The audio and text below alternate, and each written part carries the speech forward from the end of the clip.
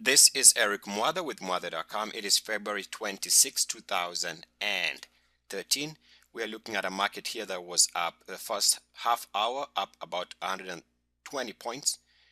But my interest today is going to be this trade here, the Dslv, and some of the other similar plays. Let's begin off with the hourly charts for the GLD, which is where last night's video or last evening's video concluded, and we are going to start with what I was trying to explain to you, that even though yesterday we saw the GLD moving to the upside, on the RSI I spoke about the fact that this area here, which now after it broke down here, which corresponds to this gap down there, would become a psychological barrier. And this is where we see the GLD down today slightly, but coiling exactly where we need it to coil on an hourly basis.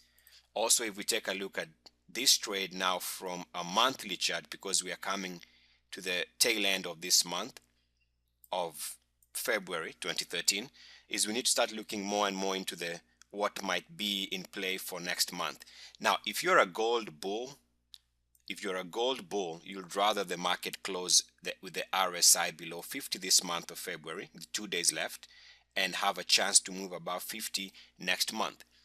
If you're a bear, the best scenario is for the GLD to hold above 50 so that it can crack below 50 next month and you can have that big move.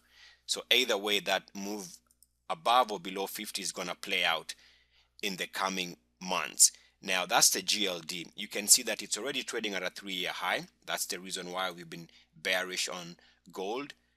More importantly, but as part of our analysis, you'll notice that the MACD is also at a 3-year low. So that's given. Let's take a look at the GDX so we can see what the gold miners are doing, and you'll get a similar looking chart. So this is a GDX monthly, and of course we've been playing this break here. We played that break and this break to the downside, and you see this RSI trend break trading at 3-year lows on the monthly RSI, and the MACDs are showing also another move to all-time lows on the GDX. Basically that's bearish. Now let's take a look at silver here on a monthly basis again, and you'll see that silver already broke down. That's why we've been playing it to the downside. Broke down here, and also moving below 50 on the monthly RSI. Not good. Breaking below this red line, trend line here, that's another negative. And also we see that silver is just about to make a 3-year low on the MACD. That's why we've been playing this to the downside. So a break of that trend line there means a 3-year low on silver on the MACD level. So how do we play this? Let's go back to our recent ideas because they are not dead yet, and I'll give you some fresh buy points. Let's begin with the ZSL. Now after we bought this breakout here at about 51, the stock went all the way and closed at 55.07 and settled down over the last 3-4 days. So wait for this stock to move above 55.07. That's going to be your new buy point. Once it's above that level, that's going to suggest it wants to move higher.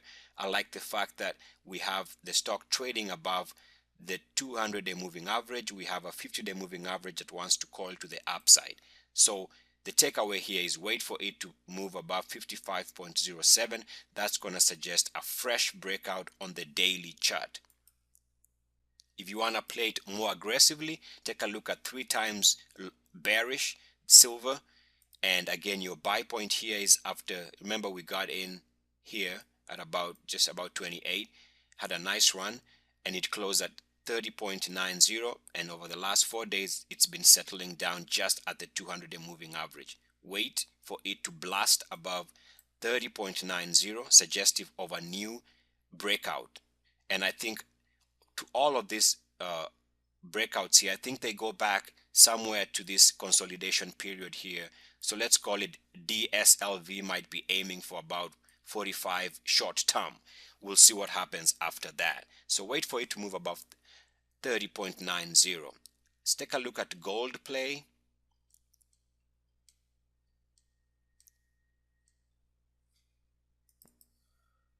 By way of DZZ.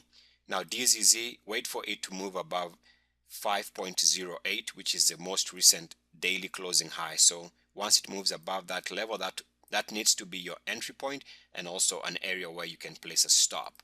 So DZZ, if you want to go 2 times short the gold trade, if you want to go a little bit aggressive, you can go with the 3 times short gold, which is a DUST or dust, and the buy point is at 55.47. Remember, we entered the stock at about $42, somewhere around there, and so it's moved up and is settled down for the last couple of days.